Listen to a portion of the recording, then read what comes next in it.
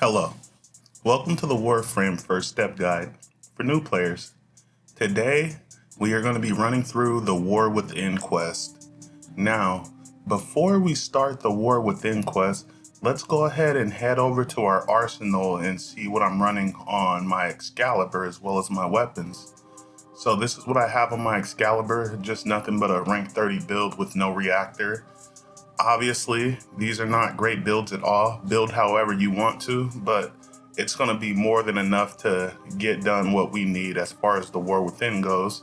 And then on top of that, I'm going to get better versions of most of these weapons anyway. So yeah, this is what I'm running. What I will say is that Atomos is actually a really good weapon as long as you're running Ruinous Extension. So once you're all done in your arsenal, guys, go ahead and head to the front of your ship, head over to your codex, click on the War Within quest, and once you begin the quest, a pretty cool cutscene will play. Seeing as I do not want to spoil anything for you guys, we're just going to skip forward and we're going to come back after the cutscene. So once that cutscene finishes playing, go ahead and head to your navigation, bring down your quest menu, and click on your War Within quest. The first mission is going to take us to Lua. The mission is basically going to be to investigate the reservoir. And if you don't remember, the reservoir is where you obtained your operator in the second Dream Quest. So go ahead and load into the mission, guys, and just head towards the objective area. And remember, this is Lua, so you may encounter some sentience. So it is a good idea to have multiple damage types on, or if your Excalibur, just radio blinded melee them. And yeah. So I don't know if you guys remember, but this is one of the challenge room. In this challenge room, you just stand by these circular things and it depletes your shield.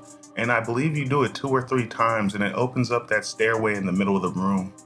So keep that in mind if you're ever on Lua and you're passing through this location. This is one of the easiest challenge rooms you can possibly get. So upon investigating the reservoir, a cutscene will play, and then you'll have an altercation with Teshin. Teshin is going to have a Tesh Inspector. Go ahead and defeat the Tesh Inspector and then capture it. And be careful because this guy can throw out some sudden random crazy damage at you. But after you capture the Tesh Inspector, go ahead and make your way to extraction so you can proceed on your next part of the objective. Your next objective is going to be on Jupiter, and your next objective is going to be to track Teshin. Basically, you're going to have to capture another Tesh Inspector. So go ahead and head to your navigation, bring down your quest menu, and that should take you to the next part of the quest. And keep in mind that this will matchmake, so if you don't have the game on solo, there is a chance that another player might spawn in. Once you have the Tesh Inspector in your sights, go ahead and engage him, and remember to be careful because this guy will throw out countermeasures as you're chasing him. And as you're fighting, once again, be careful. You will have to put this guy down like 3 times in order to capture him. And he can deal some really crazy damage like all of a sudden. And he has these weird immune phases where you're really not damaging him. So just be careful when you're fighting this dude because he is kind of tough and he actually does manage to put me down right here. But of course, after he puts me down, I just one tap him. But no matter. Go ahead and capture that Spectre and then head to extraction. So once you're back in your ship, Lotus will give you a little bit of dialogue, but once she's done, go ahead and head to your navigation, bring down your quest menu, and click on your next objective. This is going to take you to investigate an asteroid field around Setna, but it's actually going to take you to another location entirely, and this location is going to be the Kuba Fortress. So the first section of this mission is the Arcwing mission.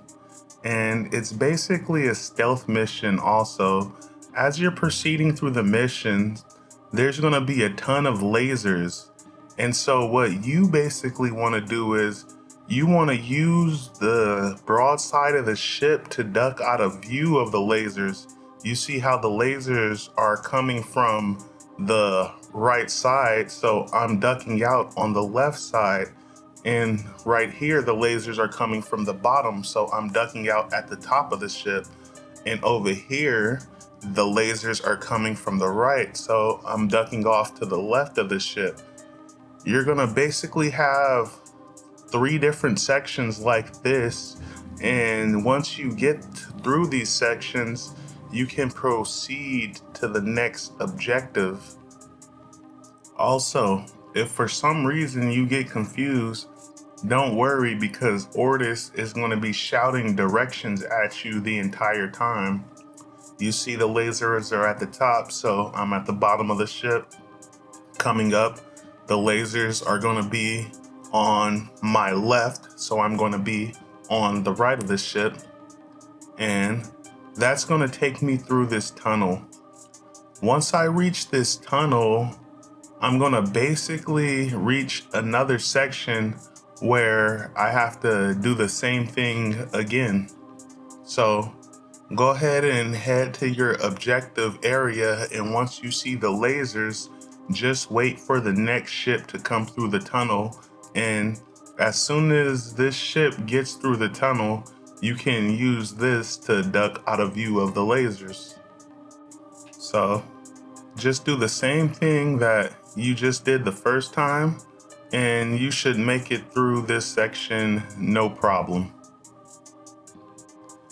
After you get through that section, go ahead and make your way into the Kuva Fortress until you reach this terminal. You're gonna have to shut down this terminal, so go ahead and activate the terminal, and it basically devolves into a simple defense mission to where you gotta kill all the enemies in the area and defend the terminal until that meter goes up to 100%. Shouldn't be too hard, guys. So after you complete that objective, it's going to give you the option to head towards extraction. But as you're heading towards extraction, you're going to have a little verbal exchange with the Lotus, and once you reach extraction, you're basically going to get the option to extract or to descend into the heart of the Kuva Fortress. Now, if you go into the Kuva Fortress, this is basically like the point of no return. It basically means that you cannot go back to your ship until you are finished with this mission. So if you choose to proceed, just keep that in mind. Anyway, once you choose to proceed, go ahead and enter the heart of the Kuva Fortress. Be careful because there's a bunch of laser countermeasures everywhere. The Kuva Fortress is one of those places that's just extremely dangerous, and the enemies here can be pretty tough depending on if you're like 20 minutes into a survival. Their damage threshold could go up dramatically. But for now, you shouldn't have too much trouble. Just kind of run through this area and make your way to the objective. So, upon reaching the next objective, it's going to tell you to activate this elevator. And it doesn't do a decent job of explaining what to do because there's 3 batteries scattered around and 3 terminals. So don't do what I did. All you really need to do right here is just take the 3 batteries and put them in that center terminal. I thought this was some kind of puzzle, so I kind of ran around right here for a second. But all you have to do is take these batteries and put 3 batteries into that terminal right there. That's all you have to do. After you load the 3 batteries into this middle terminal, The elevator right there should activate and you should be able to proceed on the next part of your mission. So go ahead and activate the elevator and proceed down. After you reach the objective area, a cool cutscene will play, so we're just going to jump forward. That way we don't spoil it for anybody. And basically, you're going to wind up back in your ship, but you're going to be in your operator form.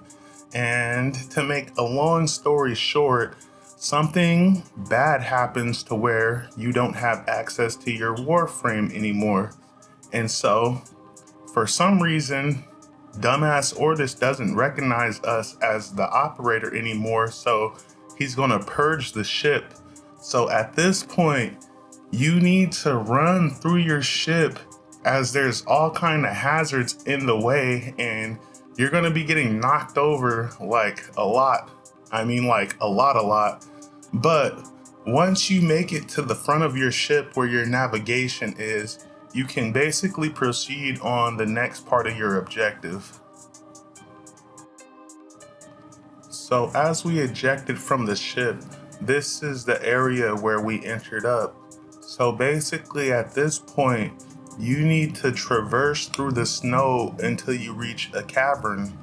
Upon reaching the cavern, go ahead and enter the cavern and proceed to your next objective. So what this whole area is, this whole area basically serves as a tutorial area, and as you traverse through this area, you'll see these visions of the past, and as you watch these visions at the end, it's going to give you a new operator power that I guess you used to have in the past. Also, throughout the mission, there's going to be these random times where you're going to have to make these decisions where it's like this chaotic good, chaotic evil, or chaotic neutral decisions. And from what I've been able to tell, these decisions really don't matter too much, so don't put a lot of weight on them. Don't spend a lot of time researching like, oh, what should I choose? Should I go all light or should I go all dark? It really doesn't matter. But once you reach this pendulum, you're gonna see these ice crystals shining. Go ahead and use your operator beam and shoot down these crystals. And all you have to do is aim and shoot. And once you destroy the crystals, shoot the middle section of the pendulum, and we fall down into this ditch, unfortunately. So once you're in this ditch, unfortunately, we're going to be injured, so we can't run fast, but that's only for this first section. This is basically the area where it teaches your operator, just a heads up, you know you can run. So we're going to basically have to run through this boneyard and avoid these worms. But it's a lot easier if you get a jumping start. I usually try to jump half of the area and run to the next half. And as you can see, you just have to be patient. Make sure you're jumping and running when these worms are behind you. And that way you can kind of easily make your way to the next area. And once you reach the last little area before the exit, it's gonna kind of be a long ass run. So go ahead, run and jump, and then just book it. Book it to the stairway before the worm can even get you. Just book it. As soon as he goes a safe enough distance away, just run. And don't spend too much time right here because he's not gonna go that far away. He's like attached to you. So either way, he's gonna be kind of close. But after you do that, you will unlock Void Sling. Void Sling used to be Void Dash. So basically on Xbox, I'm doing this on the Xbox version, it's just LB and A. but on the PlayStation version, I believe it's R1L1. So in the next section, you're gonna have a bunch of worms again, and you're basically going to have to use Void Sling to get past these worms. And it should be pretty easy since you have Void Sling. And with Void Sling, keep in mind that holding down A will allow you to launch a lot faster. And remember, you can do dashes in quick succession. So you can do 1, 2, until you deplete that energy meter you have in the right corner of your screen. And this can later be upgraded as you upgrade your focus trees. You can get more energy for your operator and more health using arcanes from the quills.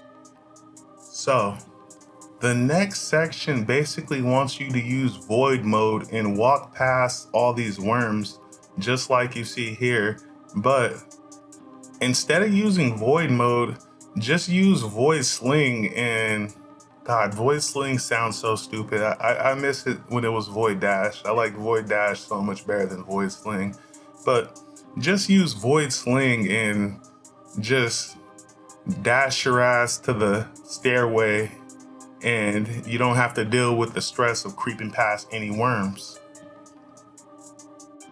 Now, in the next section, they do a piss poor job of telling you what to do, right? Basically, what you're supposed to do is just dash through this worm and then dash through it a second time in order to control the worm.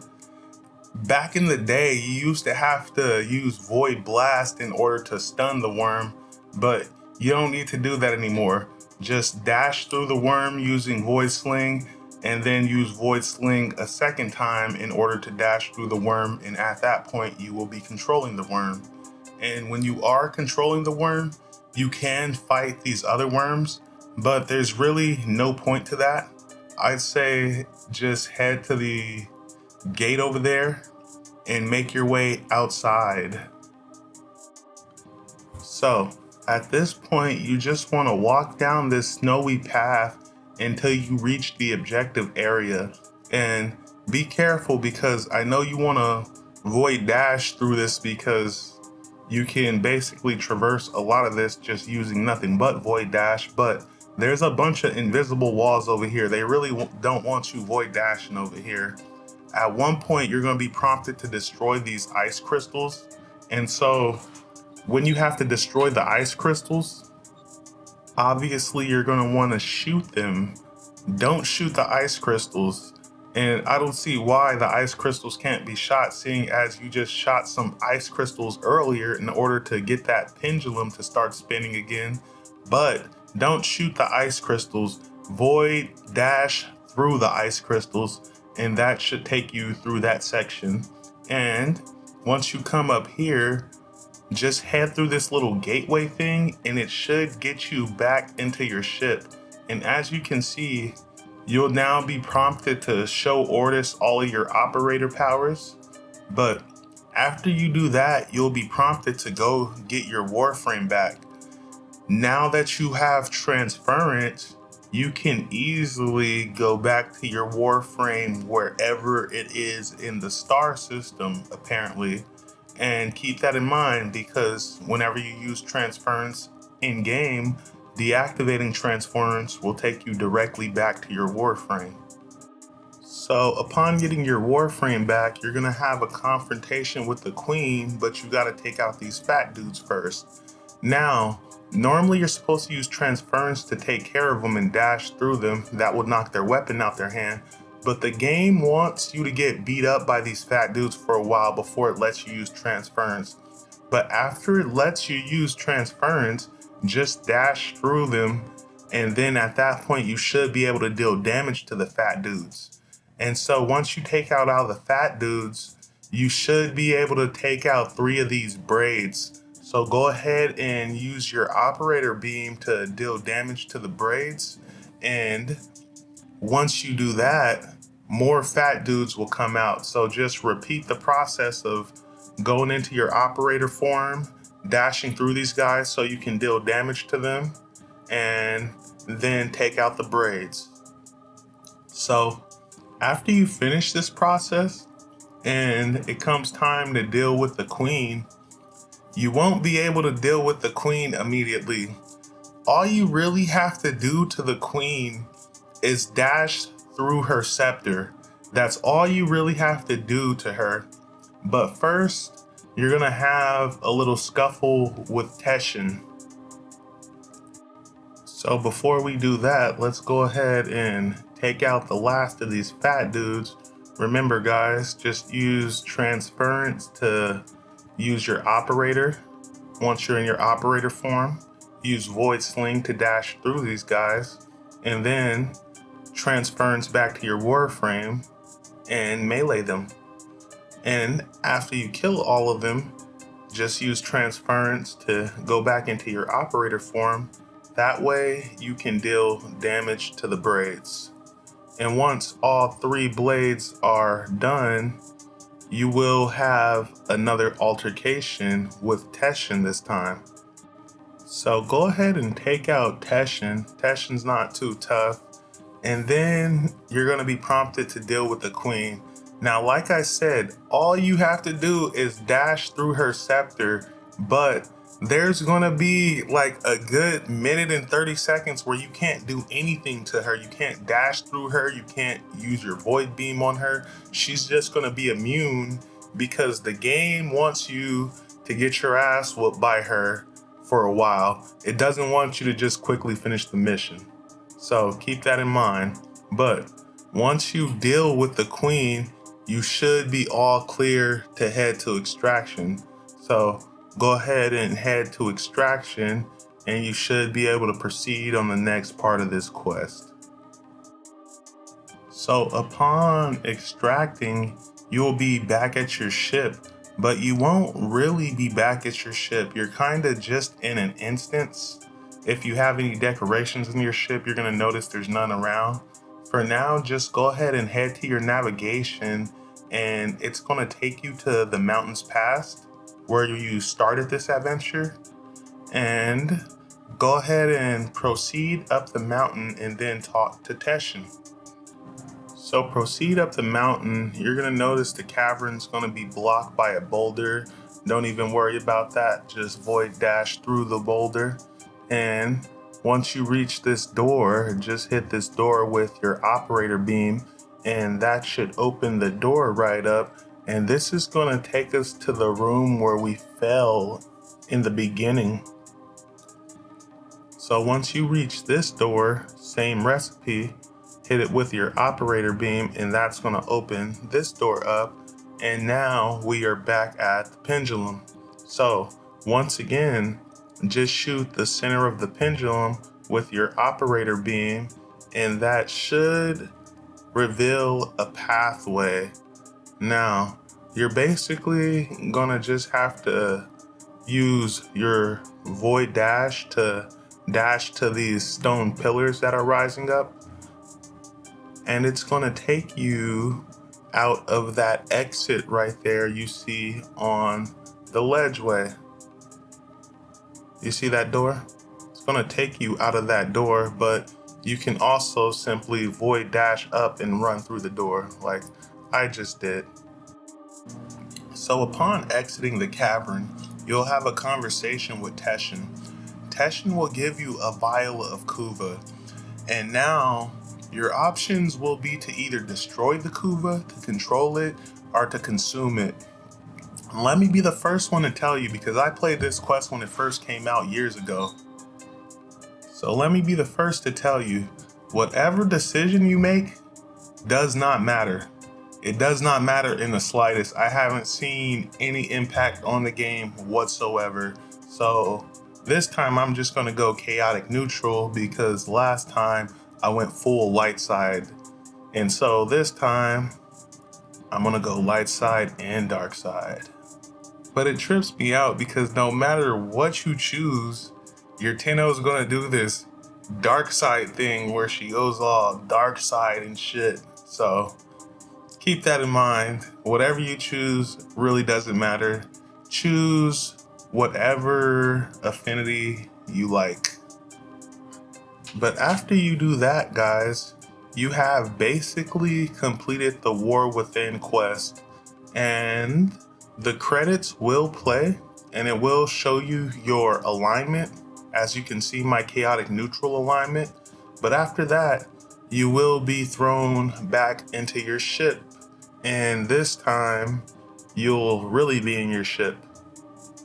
So eventually you'll get a message from Teshin, and Teshin will say a bunch of shit that doesn't matter, but he'll award you with an Orvis blueprint, the Broken Scepter, the War Within scene, as well as a Riven mod and a glyph. Now, the Broken Scepter, let me be the first to tell you that the Broken Scepter is absolute trash, but once you level it up, I think you should keep it anyway, because when the Broken War first came out, the Broken War was used to build the War Sword, but the Broken War is better than the War, so it's kind of like, so maybe whatever the Broken Scepter is used to build will be better than the Broken Scepter. And there you go, guys. This has been your Warframe Collective first step guide to the War Within quest. Now, before I go, one thing you can do for me is to just treat yourself with love, respect, and happiness, because you damn well deserve it. Anyway, guys, have a beautiful day. Peace.